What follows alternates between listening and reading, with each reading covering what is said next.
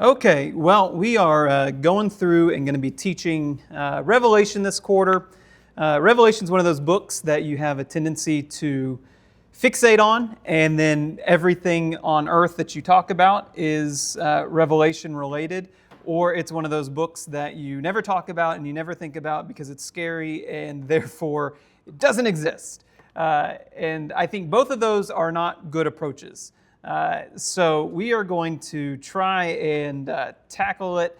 I think that Revelation is in a lot of ways difficult, but not nearly as difficult as some people make it out to be.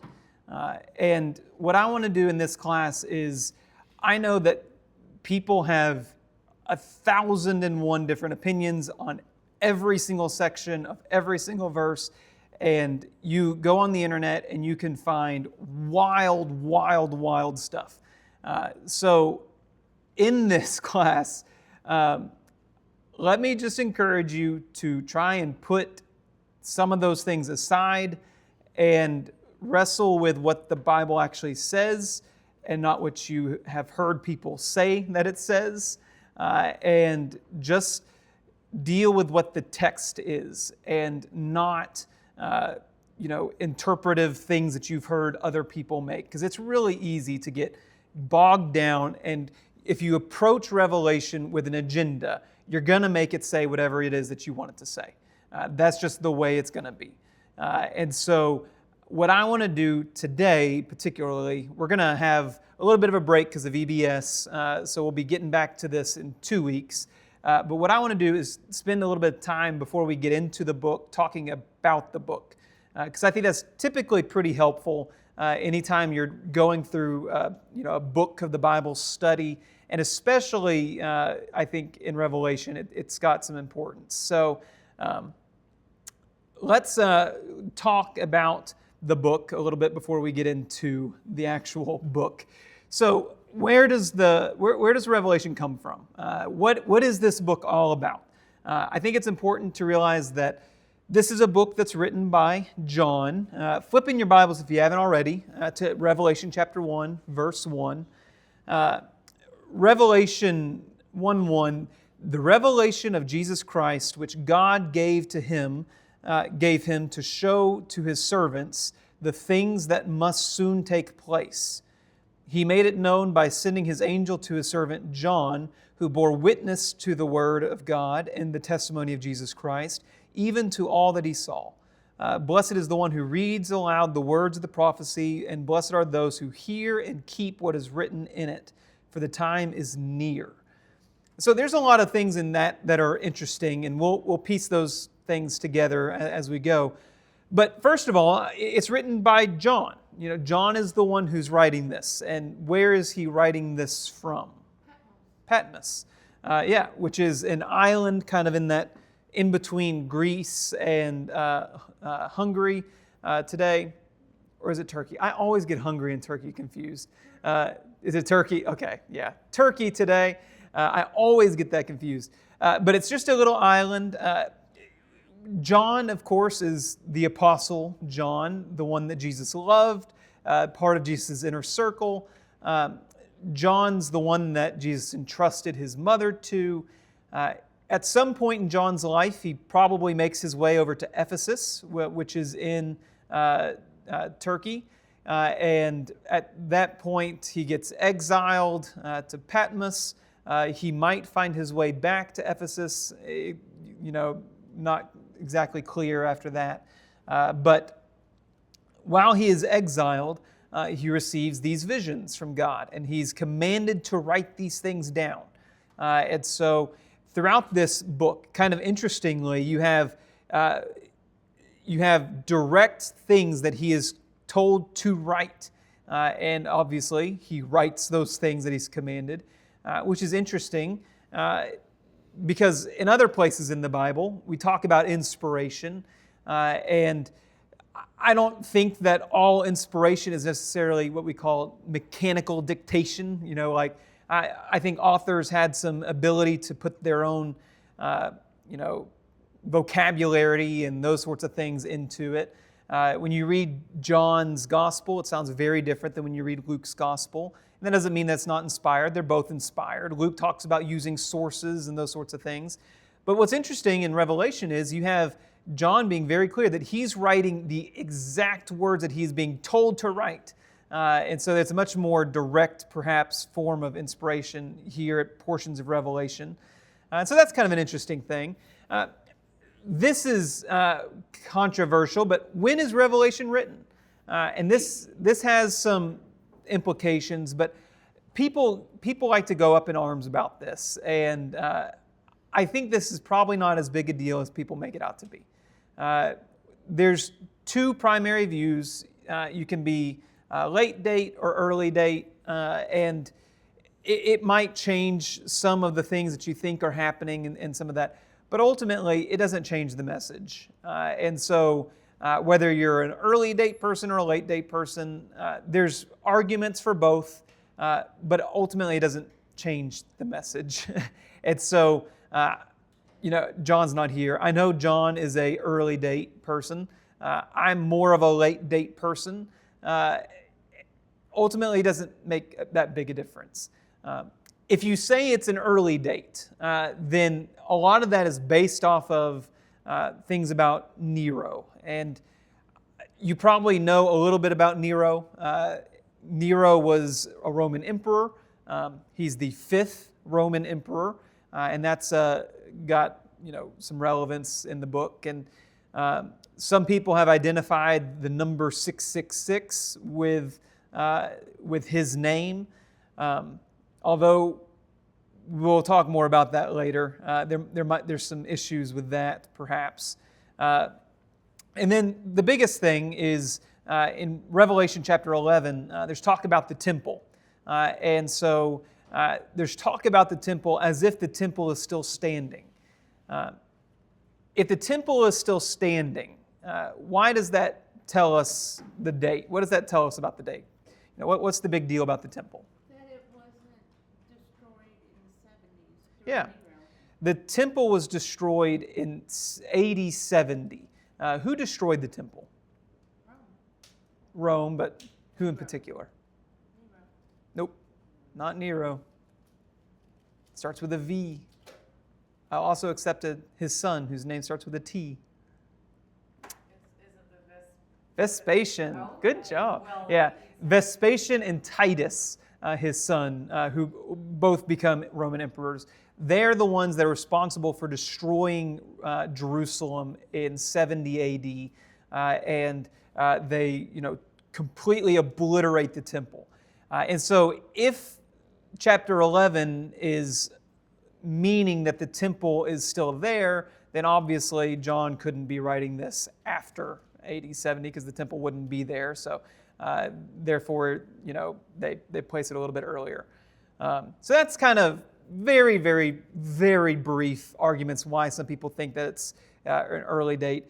As for a late date, which I tend to lean a little bit more towards, you look at various historical writers, people in the early church, guys like Irenaeus and Eusebius and Clement and all of these people, people that you probably haven't read or cared too much about. It's almost universal that they say that John wrote this in the 90s, after the destruction of the temple.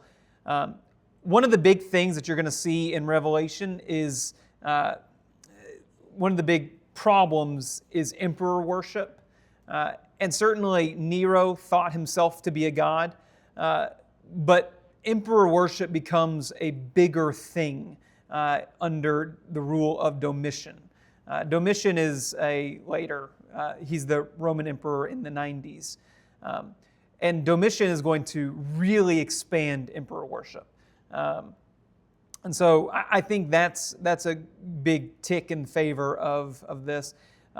Domitian has a much broader persecution. I think sometimes we hear about the persecution of Christians under Nero, and certainly Nero did persecute Christians, but it's often exaggerated, Nero's persecution. Domitian had a more widespread. Nero's persecution was very localized. You've probably heard about the burning of Rome in the 60s. It might be 60 or 62. Rome burned down under Nero, and Nero blamed it on Christians. And you had the exile of the Jews with Emperor Claudius before him, and so there's some persecution still that lingers there. Domitian has a much broader persecution. Nero's is kind of short-lived, and it's localized, and it's acute, but Domitian has a much broader persecution of Christians. And so either way, I don't think it makes a huge difference. Whether you're a late date, early date, whatever. We'll be talking about this more as we go along. Just know that there are different views, and those different views have some implications, but it's really not a game breaker for you, whichever one you take. So who is Revelation written to? The church. Which church? Yeah. At the very beginning, John addresses 7 churches. Where are these 7 churches? Asia Minor. Yeah, they're in Asia. And sometimes we think about Asia, we think about China and Japan, like that side.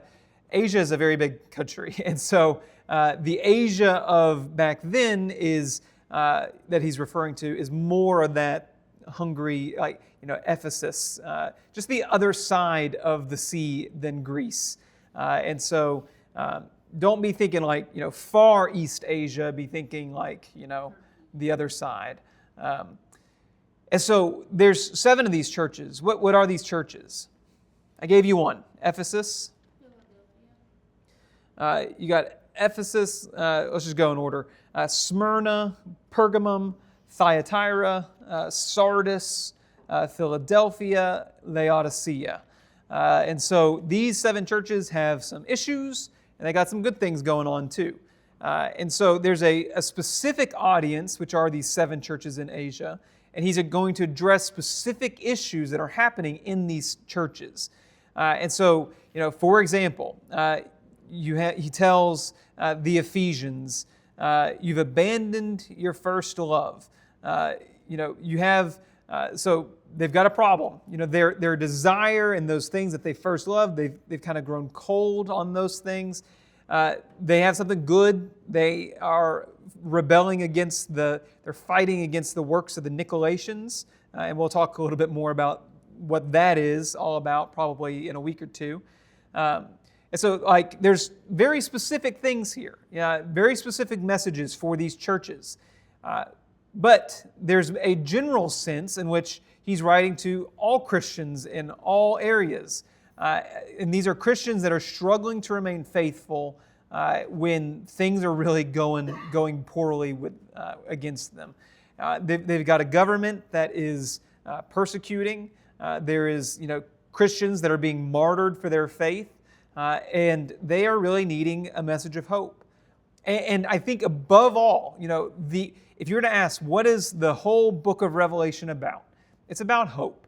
And it's about, these challenges you're going through, these persecutions that you're facing, they're going to be okay. Because what's the theme that you've probably heard people say for Revelation? What's the Revelation in a nutshell? The blessed hope. Yeah, God wins, right? All of these things are they're not great. You're suffering. It's true. But in the end, it's going to be okay because God will conquer all. And so there's a hope that's in that message. So when we read Revelation, why does everybody freak out? Why is everybody, why is everyone panicking? And what's so hard about this? It all boils down to, I think, apocalyptic literature. And that's a fun word, right? Apocalypse, because it's a scary word. And you watch National Geographic, and they've got all sorts of things, Nostradamus and the apocalypse, and whatever it might be. What is the word apocalypse? Because that's a scary word, right? What is the apocalypse, or what is an apocalypse?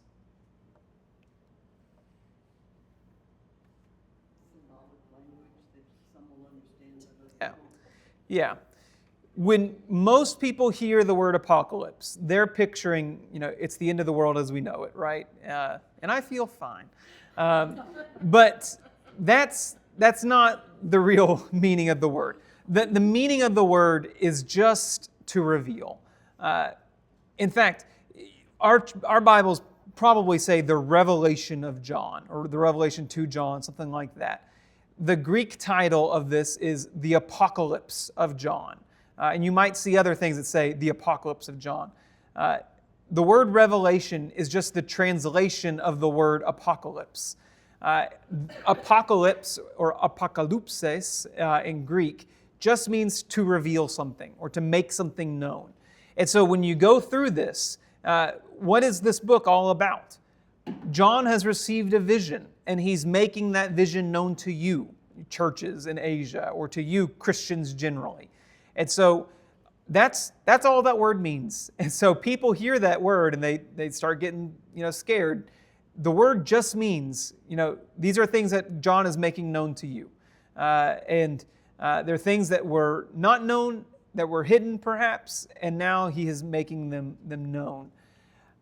And so apocalyptic literature, though, is a whole little genre, and it's difficult to read.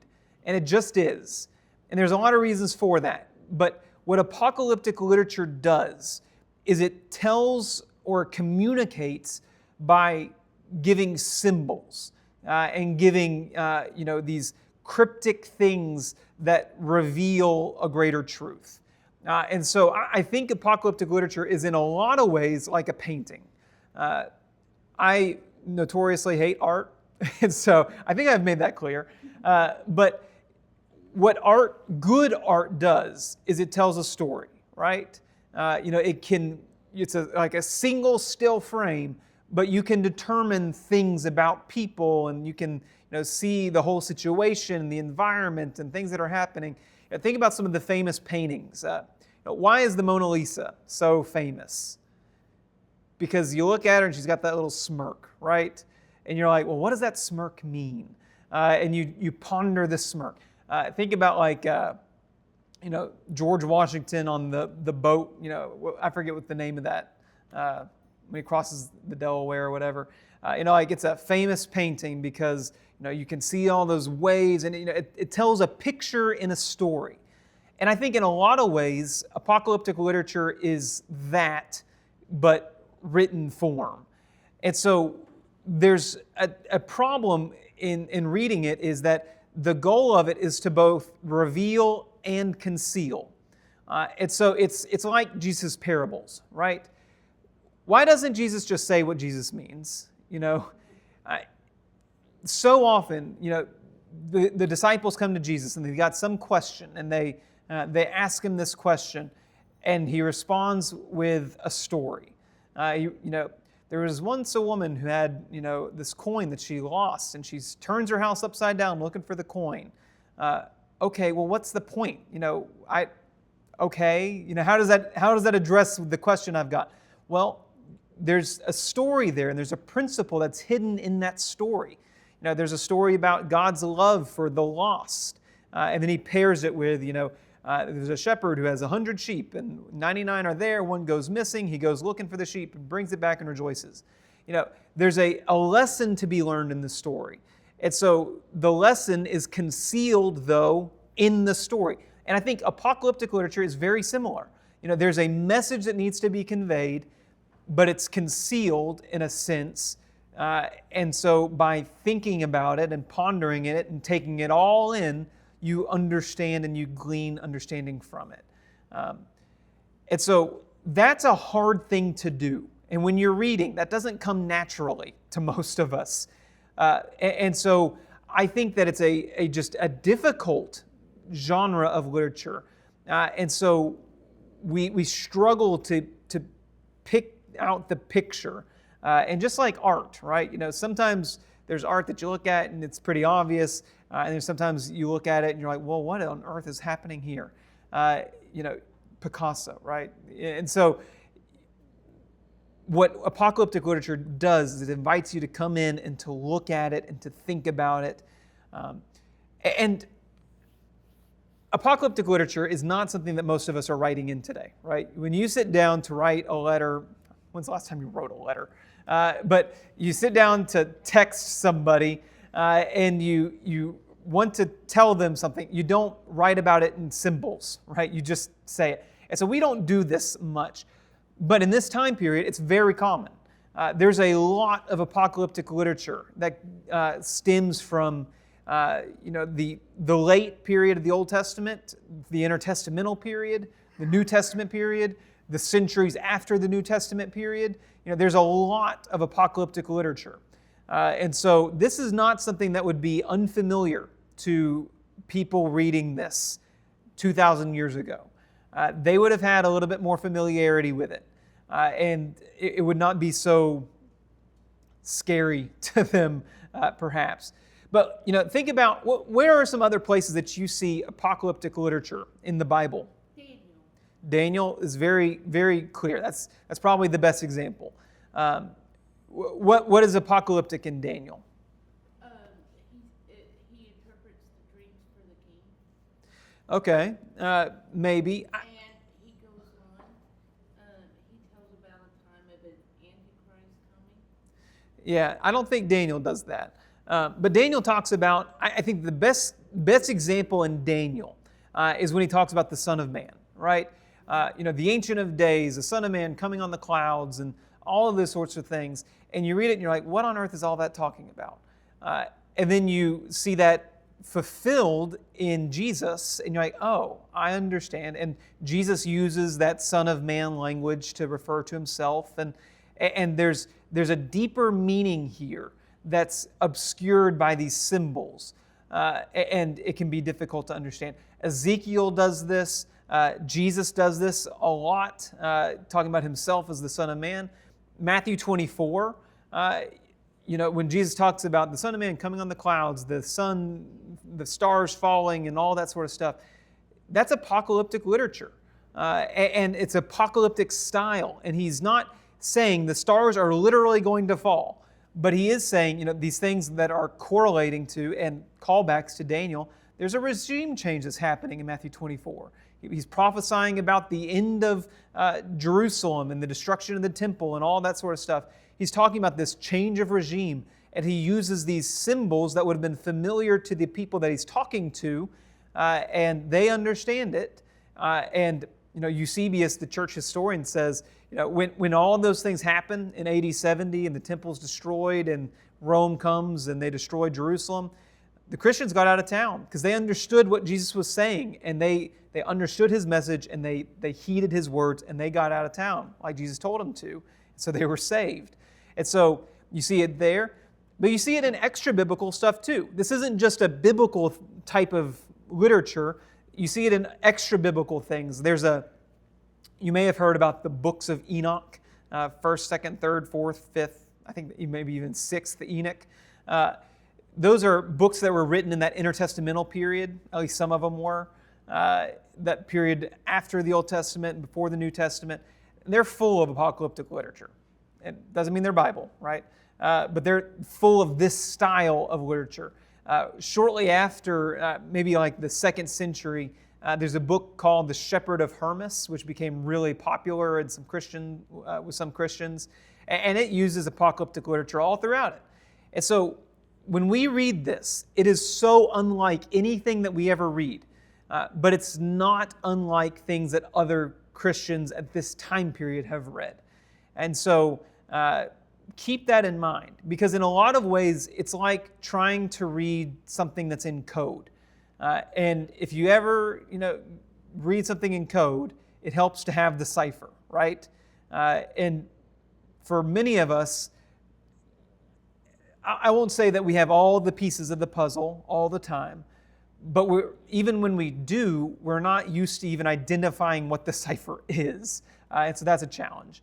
So let's talk for a second about this picture. What's happening in this picture? He's reading junk online. Okay. He's frustrated. Why is he frustrated? There's... Because he doesn't understand apocalyptic literature. Yeah. Why are there 3 balled up pieces of paper? He's trying to write something. Why are there, looks like 4 pencils, 3 or 4 yellow pencils, 2 black pencils? What's the significance of that? You're reading too much into the picture. Exactly, right? Oh, okay. Yeah. Is that Yeah. it? I think this is what we do with Revelation. Oh, okay. There's a picture here, right? A guy's frustrated. Maybe he's writing something. Maybe he's, whatever it is. The point of the picture, he's frustrated. It doesn't matter that there's 3, lumped up, balled up pieces of paper. It doesn't matter the pencils. They're just accoutrement to the picture, right? And I think what we do when we read apocalyptic literature is way too often we get so lost in the trees that we lose the forest, right? And so when you read it, if you try and find meaning under every single rock, you'll find something, but it's probably nonsense. And so not to say that there's not significance in the details. There is sometimes, but sometimes there's just the picture. And you get so bogged down in the, why is it this number? It's like the fish in John, right? They catch the fish, the big haul of fish, and there's like 143 fish or something like that. Why are there that many? It doesn't matter, right? That's not the big deal. And so we get lost in the details. We lose the forest for the trees. And so when we talk about this, we're going to try to not lose the forest for the trees. And so I think that's really important. So in the time we got left, some challenges to reading Revelation. Revelation uses symbolic language. It's just hard. We've talked about that. You need to understand first century context it was written in to understand what's being said, because he's writing this in the first century, and we are 2,000 years removed from this. And so to understand what's being said, we got to put on your first century glasses, some people say, and that's true though. We have to put ourselves in their shoes and try to understand what they're going through.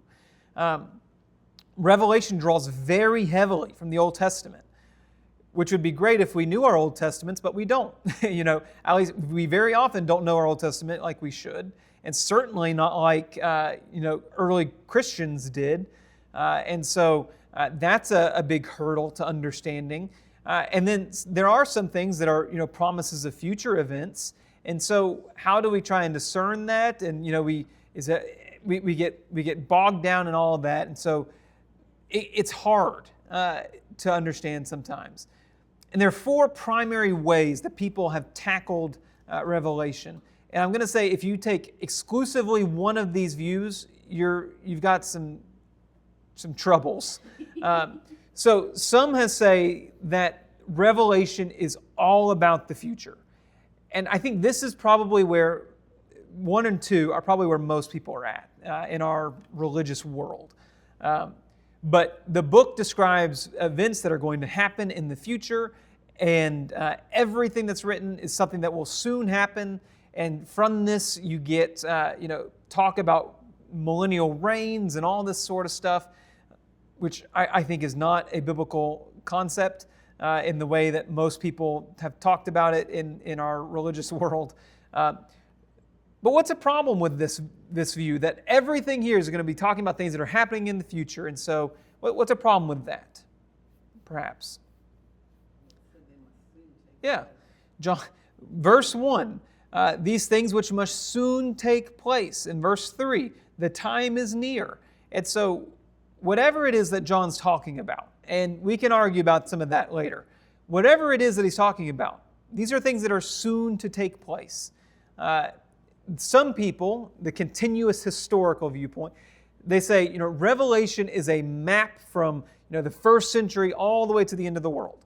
And you can trace specific events, and they do stuff like, and you can find so much of this junk on the internet. Like, it's unbelievable. But Hitler was in Revelation, right? And they do, and I've literally, I saw somebody on Facebook not like 3 months ago saying, Obama's in the Revelation and going on this. It's like, no, That's not right. And what's one of the problems with that? There's a lot of problems, but what might be some problems? Oh, I didn't even. Go ahead. I was just going to say, on your thing, too many people are reading into the Bible instead of letting the Bible read out to them. Yeah, that's exactly right. We have our own interests in our own context, and we try and make the Bible say things that fit our own context. And that's not what we should be doing. And so I think it's very notable that when you go on the internet and you see people talking about, this right here, this number means this, and this means this, and this, and they go on these wild rabbit chases, is it very interesting that almost always it is an incredibly Western world-centric view that they take, right? Have you ever seen people do that? And as they talk about the Far East and all of these things, they line up with the history of China. No, I've never seen somebody do that. But I've seen people do that with the history of America, and that's not right.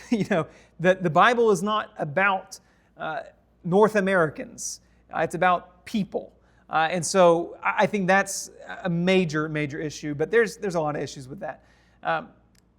Then sometimes people, the preterist, and they say all the events of Revelation have taken place already, or they take place, immediately after these things. They take place in the past.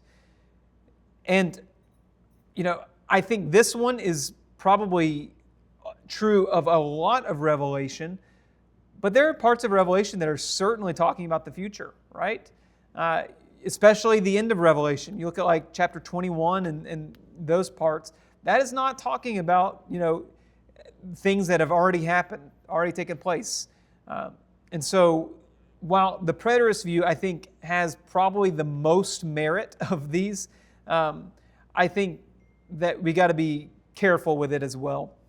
And then symbolic, the book describes the battle between good and evil in all ages, and, there's a timeless principle that God wins in every situation. And yes, but there are some things here that are more than just symbols.